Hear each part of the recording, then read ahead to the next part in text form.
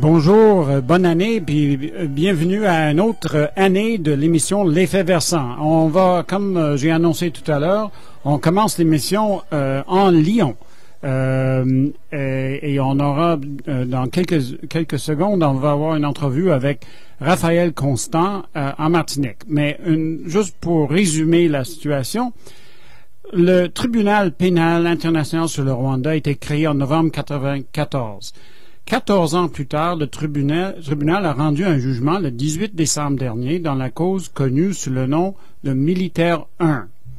Maître Raphaël Constant est avocat de la Martinique et il est avocat du colonel Théoneste Bagosora, qui lui a été chef de cabinet du ministre de la Défense du Rwanda lors de l'attentat du 6 avril 1994 et qui était l'élément qui a déclenché la catastrophe rwandaise qui, comme on le sait, a fait couler beaucoup d'encre.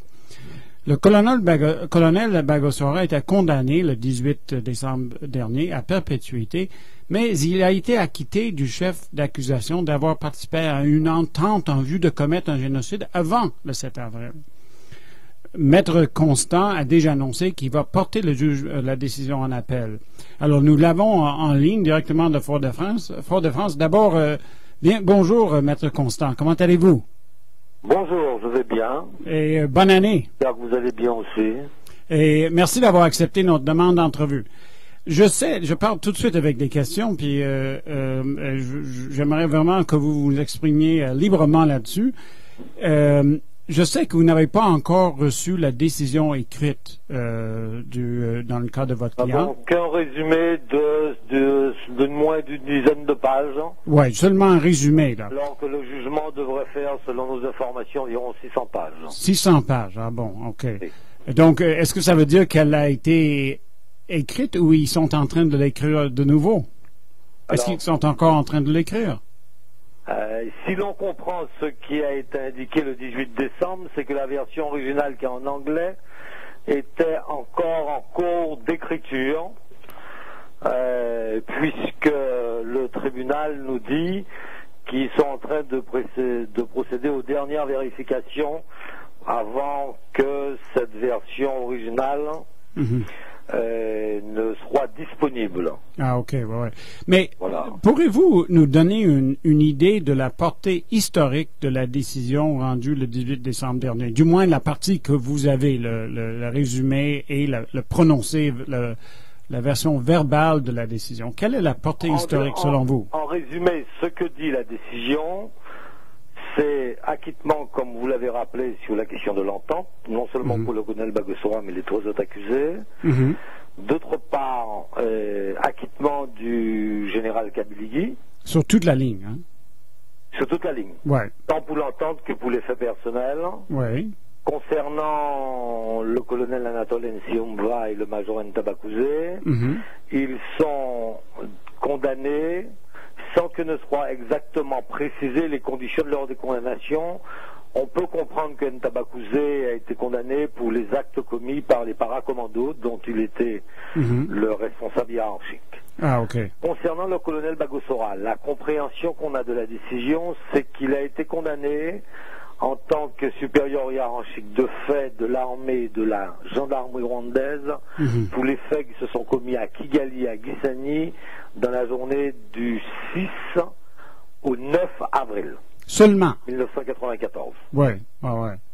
Mais donc, OK. Mais est-ce que mettons, OK, dès le lendemain de la décision, les médias ici, au Québec, au Canada, ont prétendu que justice a été rendue en persistant à dire que, et je le cite, le cerveau du génocide, celui qui aurait tout planifié, a été condamné. Cette décision, est-ce qu'elle ne vient pas contredire cette interprétation et quelqu'un qui se suit de la vérité ne pourrait plus qualifier le colonel et ses co-accusés de cerveau ou de chef d'orchestre? Est-ce que c'est juste de dire ça? Non, mais ça, il est absolument évident que il faut comprendre que l'accusation principale qu'on portait contre le colonel Bagosora, même si les 12 chefs d'accusation à eux seuls valaient éventuellement la perpétuité, était l'entente, au regard de tout ce que la presse, les entre guillemets spécialistes du Rwanda avaient écrit le concernant depuis 1994. C'est-à-dire qu'il y avait eu l'organisation à travers ce qu'on appelle l'AKASU d'une planification du massacre des Tutsis et du génocide. Ce que dit la Chambre à ce niveau, c'est la chose suivante, c'est qu'elle n'a pas eu de preuves suffisantes permettant de supposer qu'il y avait une planification. Et d'ailleurs, la Chambre utilise une formule qui est extrêmement intéressante, c'est de dire qu'à ses yeux, les éléments qui existaient avant le 6 avril étaient des éléments qui s'inscrivaient dans le cadre d'une guerre entre le FPR et le Rwanda, et que ces éléments ont été détournés par la suite après le 6 avril. Ce qui veut dire... C'est un aspect. Et d'autre part, sur des points extrêmement précis, comme par exemple, il y a eu un long débat, et c'est entre autres la thèse de Mme Alison Forge, d'une commission militaire qui existait en 1991, qui avait pour but de définir l'ennemi, et dont on estimait que c'était le point de départ de la planification, puisque cette définition de l'ennemi visait, selon l'accusation, les Tutsis, ce qui n'est pas le cas et que nous contestions, puisque la définition n'était pas ethnique, elle était idéologique de manière très claire dans le document. Voulant dire que la définition était des membres de l'organisation politique du FPR. La définition non seulement disait que c'était explicitement le FPR et ses alliés, mais en plus la définition disait que les Rwandais qui se battaient dans des principes démocratiques pour le changement de société au Rwanda ne devaient pas être considérés comme l'ennemi. Ça, c'est pas une invention, c'est explicitement ce qu'il y a dans la décision. Et le tribunal dit à ce niveau dans son résumé, même s'il est vrai qu'on évoque le cas des Tutsis et que cela peut être gênant, cela ne peut pas être constitué comme un élément de l'entente.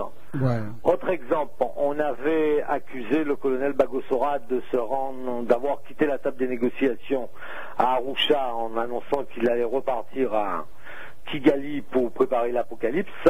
Le résumé dit de manière explicite que les éléments de preuve apportés par le procureur sur ce point ne sont pas probants. Il y a toute une série d'autres éléments, environ il y a une quarantaine d'éléments qui avaient été évoqués contre le colonel Bagosora avant la journée du 6 avril, et tous sont écartés comme n'étant pas trop probants. Donc, c'est juste une précision, ces 14 ou ces 40 éléments, c'est tous des éléments qu'on voulait, on présentait comme preuve qu'il y a eu entente préalable au 6 avril. Par exemple, un élément très clair, l'on a accusé le colonel Bagosora, entre autres avec le colonel Nsiumva, d'avoir élaboré des listes de Tutsis à assassiner à partir du 6 avril.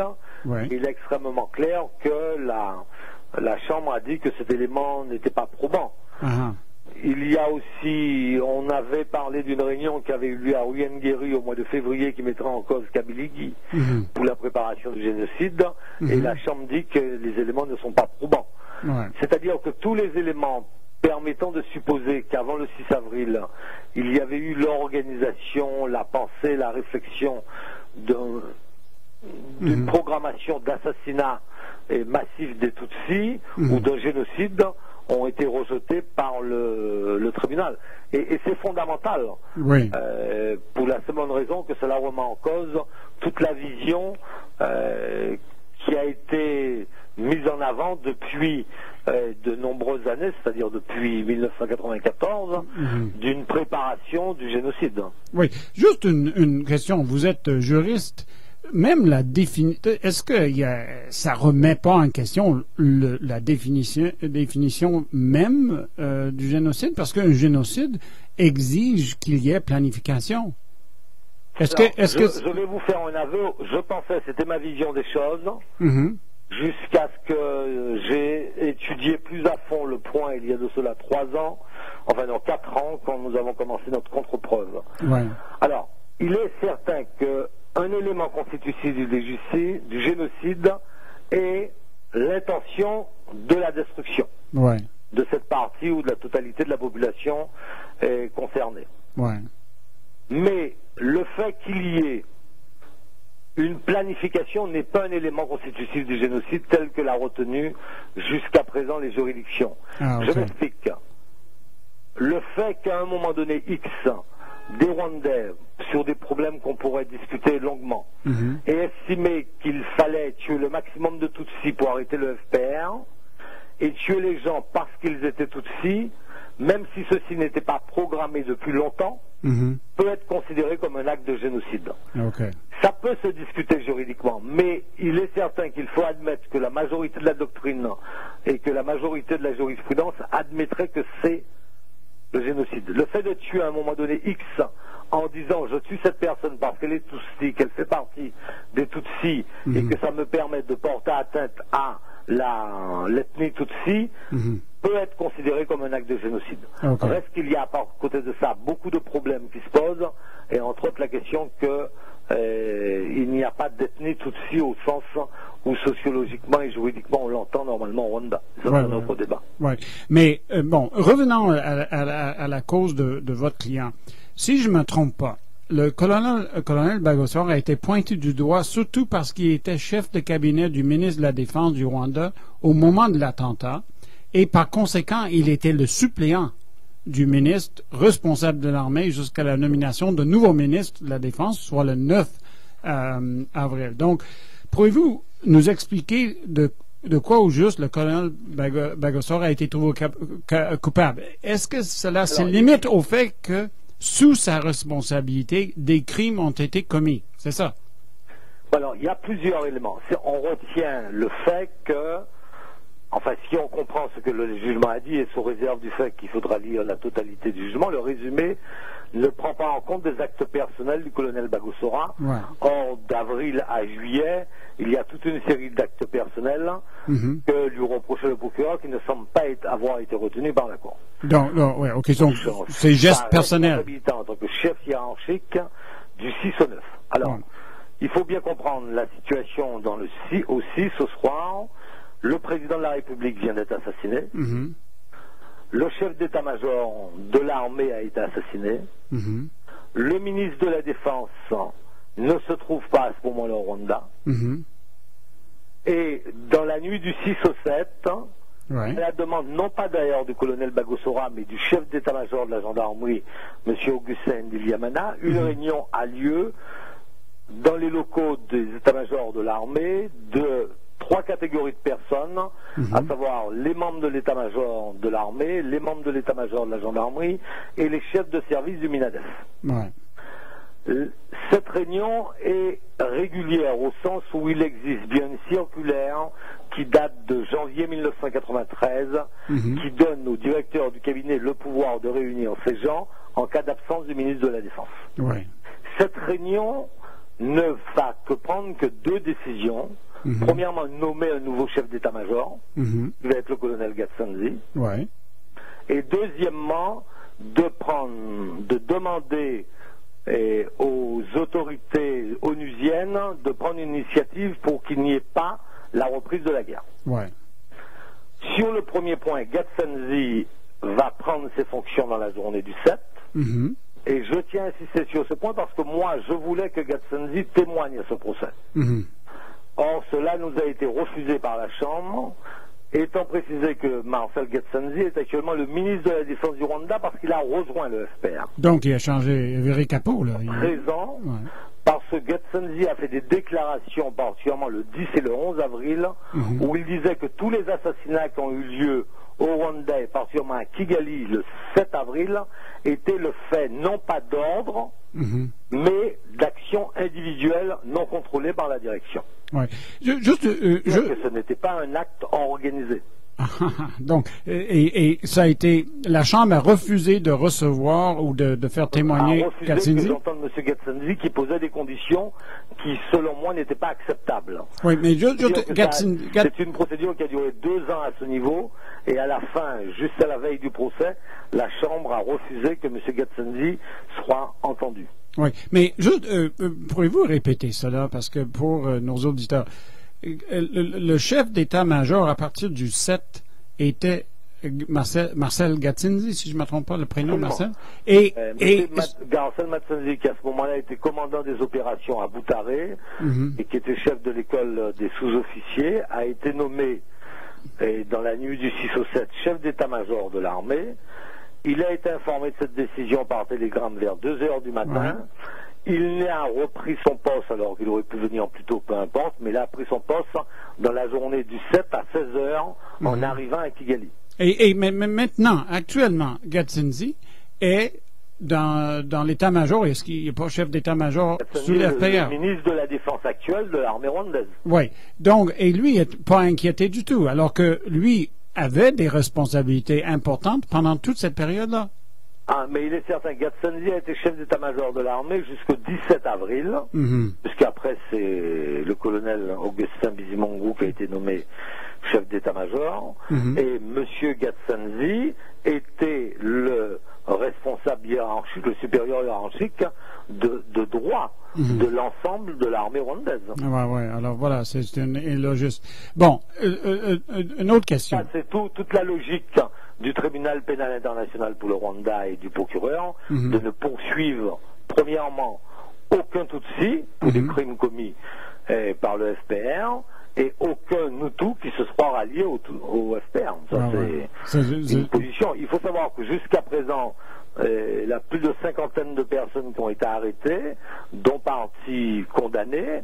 Ce sont tous des Hutus, à l'exception d'un Belge qui est M. Rougiou, qui était journaliste à la RTL. Tous ce sont que des Hutus et des Rwandais. C'est ça. Non, c'est déséquilibré, pour le dire de façon gentille. Donc c'est là que je peux dire que je ne sais pas si le tribunal est celui des vainqueurs, mais en tout cas, puisque c'est vrai qu'il a été créé par le Conseil de sécurité dans des conditions d'ailleurs qu'on peut critiquer, mais en tout cas, c'est un tribunal qui ne juge que les vaincus. Oui, mais exactement. Bon, jusque-là, les défenseurs de la thèse officielle prétendaient que les extrémistes Hutus, puis je vais mettre ça entre guillemets, ont abattu l'avion du président Habyarimana afin de mettre à exécution le plan d'extermination des Tutsis. Mais là, les juges du tribunal nous informent, après un procès de près de 7 ans, que, à leur connaissance, les principaux leaders en avril 1994 n'avaient pas de plan et il n'y avait pas eu de réunion pour en établir un. Est-ce que ça ne nous ramène pas à la question fondamentale, à savoir qui a abattu l'avion le 6 avril? Ah oui, non, mais je suis entièrement d'accord que ça ramène à la question fondamentale. La logique de l'accusation, j'allais dire, était jusqu'à présent. Au début, c'est ce qu'ont écrit Colette Brackman, Alison Desforges et même Monsieur Regens, même si après il a tempéré ses propos, c'est qu'il y avait un plan, que les extrémistes Hutus souhaitaient se débarrasser d'Habyarimana qui aurait été trop tendre avec les Tutsis, et en se débarrassant, ils créaient les conditions véritablement pour mettre en place ce plan. Il se fait que le procureur lui-même, dès le début, n'a pas cru à cette thèse. Parce qu'il n'a jamais poursuivi, par exemple, Bagosora pour l'attentat contre l'avion présidentiel. Donc, même si c'était... Et pour vous donner un exemple, mon client, entre autres, est condamné pour les assassinats du Premier ministre qui ont eu lieu dans la matinée du 7 avril et l'assassinat des personnalités de l'opposition qui ont eu lieu aussi dans la matinée du 7 avril. Parce qu'on a considéré que ceci constituait des crimes de guerre ou des crimes contre l'humanité, ce que je conteste, mais peu importe. Il se fait que pour le procureur et pour le tribunal, nous sommes dans la situation où l'assassinat d'Habyarimana et l'avion présidentiel n'est pas constitutif d'un crime dont le tribunal pénal international pour le Rwanda serait compétent, mais assassiner le Premier ministre, elle, serait constitutif d'un crime pour lequel le tribunal serait compétent. Là encore, c'est les deux poids, les deux mesures. Ça c'est un bon point. Est-ce que les procureurs... Alors, je rappelle aux auditeurs que nous entretenons avec Raphaël Constant, maître Raphaël Constant de Martinique, qui a été avocat de Théoneste Bagosora, colonel Théoneste Bagosora, qui a été condamné à perpétuité le 18 décembre dernier. Mais est-ce que les procureurs, ils n'ont même pas essayé de faire un lien entre votre client et l'attentat du 6 avril? Donc, même au début, là, ils n'ont pas essayé de faire un lien là-dessus? Non, au début, ils avaient essayé de faire un lien intellectuel, mais il n'a jamais été poursuivi pour ça. Ouais. On a laissé sous-entendre dans le premier acte d'accusation, qui date de 96, qu'il aurait, mais ça c'était dit implicitement, il aurait immédiatement réagi après l'attentat présidentiel, la thèse étant que, immédiatement après l'attentat contre l'avion, il y aurait eu la commission de massacre. Qui étant dit, historiquement aujourd'hui il est établi qu'il y a, non pas des massacres immédiatement, il y a des assassinats qui ont lieu d'opposants environ près de 12 heures après l'abattage de l'avion présidentiel, et que les massacres véritablement ne vont commencer que plusieurs jours après. Mais on n'a pas essayé de mettre en cause. Et on n'a pas essayé de mettre en cause parce que je rappelle que les seules enquêtes qui ont été menées à notre connaissance, qui ont été menées par un ancien chef des poursuites du bureau du procureur qu'on appelle M. O'Regan, qui est un avocat australien, ont mis en cause des responsabilités des responsables du FPR. Et que M. O'Regan, à l'époque où Mme Arbour, qui est votre compatriote, était la procureure auprès du TPR, M. O'Regan avait trouvé au moins 3 responsables du FPR qui étaient prêts, sous réserve de protection, qu'ils puissent témoigner pour mettre en cause la hiérarchie du FPR dans l'attentat présidentiel, et que Mme Arbour a explicitement refusé en estimant à l'époque que le tribunal n'était pas compétent pour ce type d'infraction.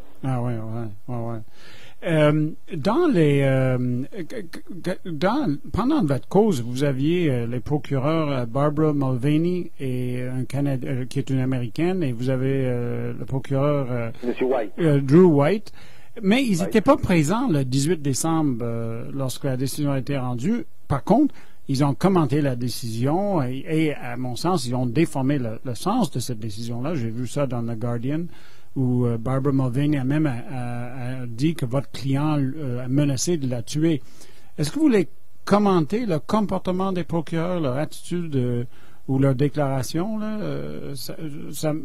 Nous, on dirait ça. Je sais vaguement que le Guardian a fait un article disant que mon client était vraiment l'apôtre de l'Apocalypse, ce qui était en contradiction avec ce que disait la Chambre. Madame Mulvaney, qui manifestement a des problèmes qui ne sont pas de nature juridique avec mon client, puisqu'elle avait déjà eu l'occasion au Los Angeles Times de faire savoir que lors de son audition, mon client l'aurait regardé, l'aurait visiblement menacé de mort.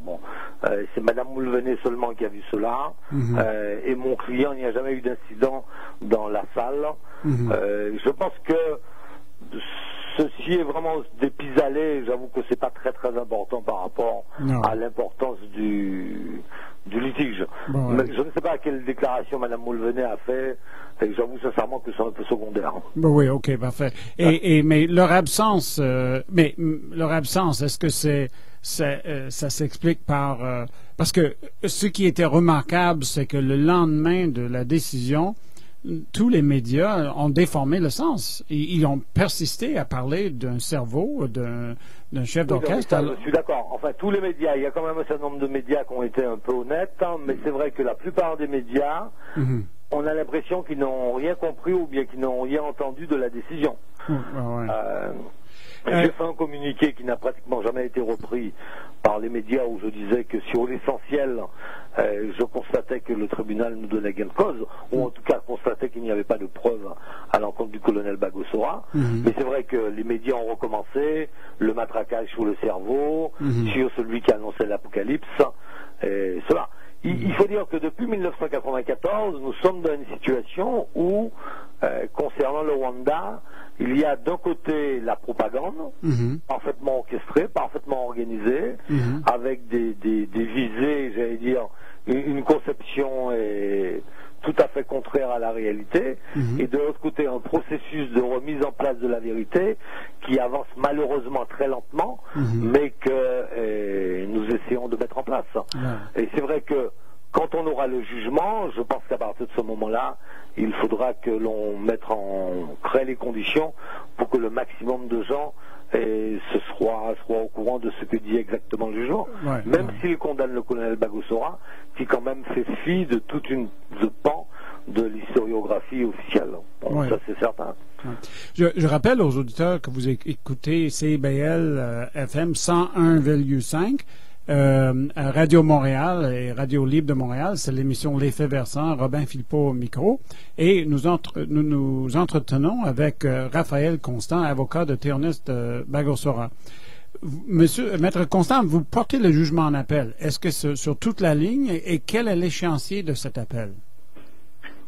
Enfin, alors, premièrement, je pense que le procureur, lui, va faire appel sur la question de l'entente. Je ne me fais pas d'illusions. Ah, OK. Donc, eux, OK, là, c'est important. Le procureur va certainement faire appel. En tout cas, ils viennent de prendre une motion concernant Kabiligi demandant que sa liberté soit restreinte.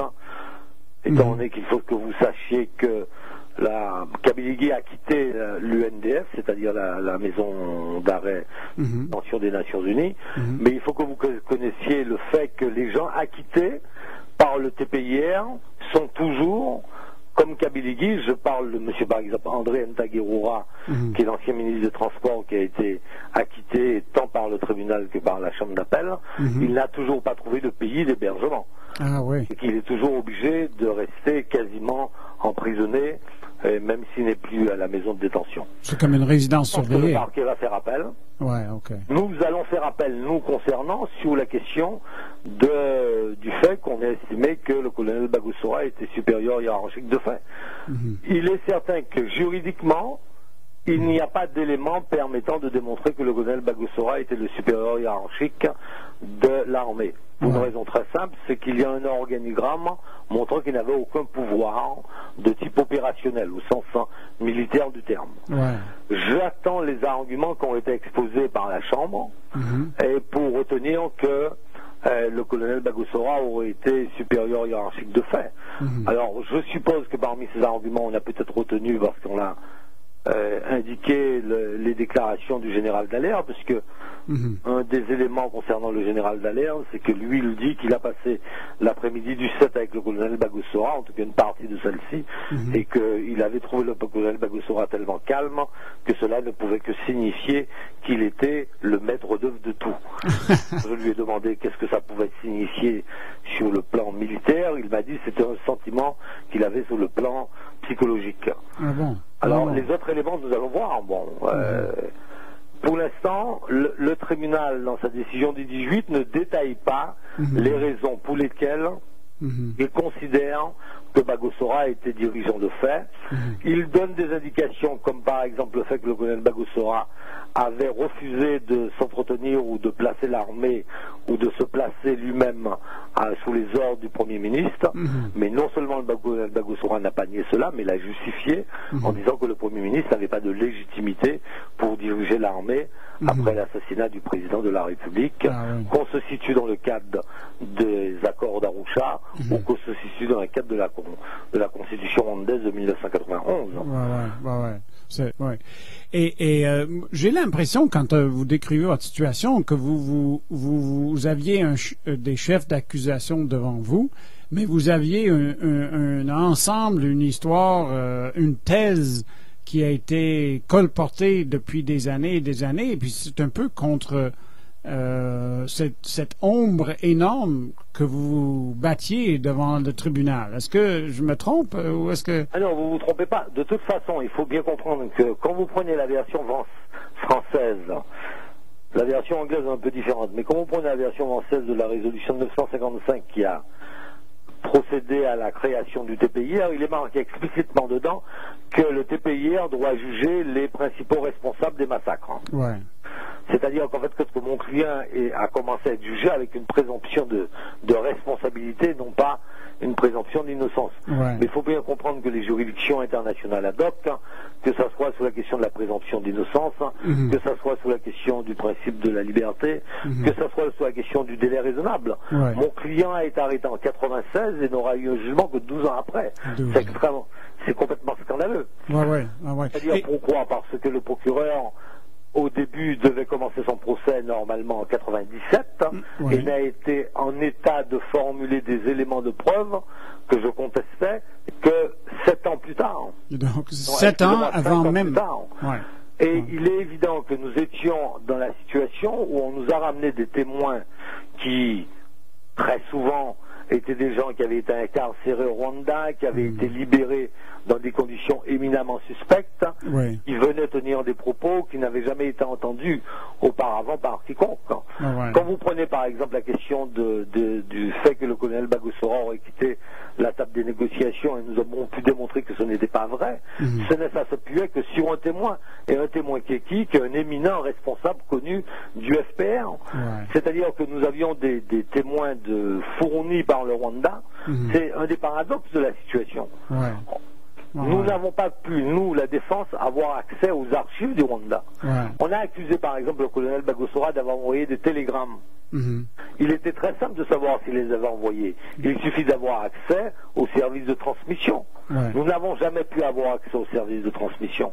Nous n'avons jamais pu avoir accès aux archives du MINADEF qui sont encore au Rwanda et qui existaient en 1994.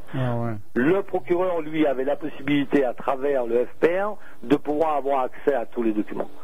Ce que je veux dire, c'est que je l'ai dit à la Chambre, c'est vrai que nous avons l'illusion d'un procès royal, mais le caractère équitable du procès, ça se limite à la chambre d'audience du tribunal pénal international à Arusha. Hors de la chambre d'audience, il y avait une disproportion des moyens entre d'un côté un procureur allié à un État et de l'autre côté une équipe de défense de 5 personnes et l'impossibilité pour nous d'accéder aux documents. Donc il est absolument évident que non seulement nous sommes arrivés avec cette présomption de responsabilité, mais que pendant les 5 ans qu'ont duré le procès et les 400 jours d'audience, nous n'avons jamais pu avoir tous les moyens à notre disposition pour assurer la défense du colonel Bagosora. En terminant, Maître Constant, si on relit les actes d'accusation de 96 et en même temps on examine les décisions rendues comme celle de Kabiligi ou même celle de votre client, est-ce qu'on peut dire que le TPIR a été un échec, qu'il n'a pas réussi à prouver la plupart des allégations lancées dans la foulée de la tragédie de 94? Est-ce que, je veux dire, si on mettait un bilan, est-ce qu'on, par exemple, ceux qui l'ont conçu, le TPIR, est-ce qu'ils doivent arriver à un constat d'échec, selon vous? Alors, 2 observations. La première, moi, je dis toujours que le TPIR est la démonstration de tout ce qu'il ne faut pas faire si on veut véritablement mettre sur pied une justice internationale digne de ce nom. La deuxième observation est très simple. Même si vous comparez la situation du TPIR au TPY, le TPY a eu à rayonner sous les anciens États de la Yougoslavie, où sur place il y avait des situations conflictuelles, où sur place il y a eu des prises de pouvoir, la chute de Milosevic, la chute de Truman en Croatie, c'est-à-dire la possibilité pour un procureur, j'allais dire, d'obtenir des éléments de preuve et éventuellement pour les équipes de défense de pouvoir accès à des preuves. L'échec fondamental du TPIR, c'est que le TPIR dépend de ce que veut le procureur. Et le procureur ne peut faire que ce que veut le FPR. L'exemple le plus frappant, c'est que quand, à un moment donné, la Chambre d'appel, en 2001, avait annulé toutes les procédures contre M. Baraya Gruisa, l'ancien secrétaire général d'un parti qu'on appelait la CDR, le FPR a décidé d'arrêter toute coopération. Et à ce moment-là, il a fallu que l'on fasse des pieds et des mains pour faire une nouvelle chambre d'appel dans des conditions scandaleuses, reprendre une décision qui modifiait la première pour que le FPR accepte de reprendre la coopération. Or, on sait très bien que le FPR, le Rwanda aujourd'hui, n'est pas un État de droit. Et donc il est évident qu'on ne peut pas mettre le TPIR, qui est une espèce d'appendice indirect, qu'on le veuille ou non aujourd'hui, du FPR, quelle que soit l'honnêteté des juges, parce que c'est seulement ce que le FPR veut qu'on juge qui est jugé, et ce sont seulement les documents qui existent au Rwanda que l'on peut avoir si le FPR le veut. Il est évident que par nature, il ne peut pas y avoir de procès équitable, parce que on ne peut pas faire un procès équitable alors que l'État qui est à l'origine de la venue des témoins en majorité de l'accusation, qui est à l'origine des documents de l'accusation, n'est pas un État de droit, et que là il n'y a pas de débat. Donc, fondamentalement, Bagosora a toujours considéré qu'il était normal que la communauté internationale s'interroge sur les responsabilités au Rwanda. Et il espérait que la communauté internationale aurait mis en place tout pour qu'on sache la vérité sur le Rwanda. Ouais. Mais l'échec est patent depuis 13 ans que le TPIR est plutôt le tribunal qui ne fait que juger les vaincus avec le peu d'éléments qu'il a, qui en général ne sont pas du tout des éléments probants, et avec des témoins qui la plupart du temps sont des témoins qui n'ont pas de crédibilité, que autre chose. C'est malheureusement la réalité. Maître Constant, est-ce que vous avez eu des appels des médias québécois ou canadiens depuis de médias français, mais d'aucun ni québécois ni canadien. Non, hein? Des contacts avec des journaux américains et africains, mais aucun de la part des journaux canadiens ou québécois. Si à la suite de cette entrevue à CIBL, vous en receviez des appels, vous seriez prêt à accorder des entrevues aux médias canadiens? Absolument, oui. Bon, ben on va voir si ça va être possible. En tout cas, je vous remercie beaucoup de nous avoir accordé cette entrevue, Raphaël. C'est moi qui vous remercie de m'exprimer. Puis j'espère que... où la vérité avance lentement, mais j'espère qu'elle surmonte. Oui, et j'espère qu'on aura l'occasion de vous voir ici au Québec dans les prochains mois. Ce serait un plaisir. Puis si peut-être un autre moment, on ferait une deuxième entrevue. Merci beaucoup, Raphaël, et au plaisir. À bientôt. Puis félicitations. Hein? Au revoir, à bientôt. Au revoir.